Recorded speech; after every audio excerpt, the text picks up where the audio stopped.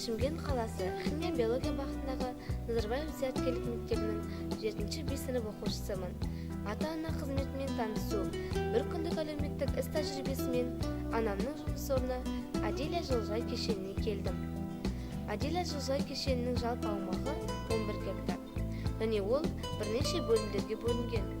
Анам өз қызметімен таныстыруды көшеттер отырғызу бөлімінен бастады. Мұнда ұрықтар 4 күн бұрын кассетада егілген. Ондағы ұрық минералды ватада өнеді.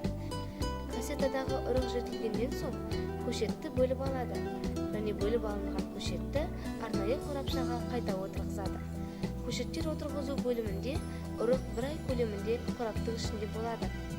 Содан соң әбден өсіп жетілген көшетті жылыжайдың келесі бөліміне жібереді. Жылыжайдың келесі бөлімі 5 гектар аумақты алып жатыр. Бұл бөлімде көшеттерді арнайы минвата субстратқа отырғызады. Көшет дұрыс өсу үшін оның басын жіппен байлап төбеге тартып қояды. Көшет жіптің бойымен өрмелеп өседі. Көшеттерді арнайы тамшылатып суғару әдісімен суғарады. Ол үшін арнайы шприцтер қолданылады. Көшетке әр күні 100 грамм ғана су құйылады. Артық су құюға болмайды. Және арнайы сүзгіден өткен сулар қолданылады. Қыста жылыжай үшін жылыту үшін арнайы құбырлар жүргізілген, және ол құбырлар 2 түрлі қызметті атқарады. Құбырдың үстінде арбамен жүріп қызанақ, қияр теруге болады. Сонымен қатар, қысты күні құбыр ұшымен жүрген ыстық су жылыжайды жылумен қамтамасыз етіп отырады. Биік болып өскен көшеттердің артық қайтарған жапырақтарын уақытылы жылып тұрады. Тамырдан алынған минералды тыңайтқыштар тікелей өнімге барады. Осылайша жоғары сапалы, құнарлы өнім өндіріледі. Сыртына қарай көшеттер 3 ай немесе 6 ай бойы өнім береді. Жылыжайдың келесі бөлімінде тыңайтқыштар сақталған.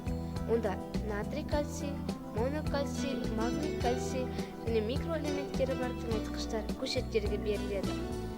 Арнайы аппаратта құрамында кальций, магний бар су арнайы сүзгіден өткізіледі. Дайын болған өнімдерді салу үшін қораптарды қолдан жасайды.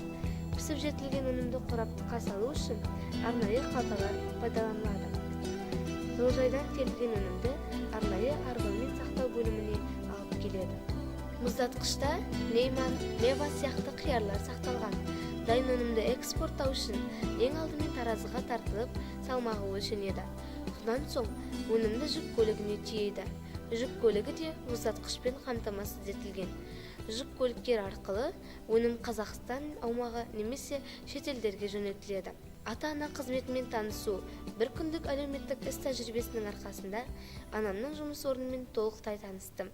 Осы іс тәжірибе менің болашақтағы мамандығымды айқындауға көмектесті.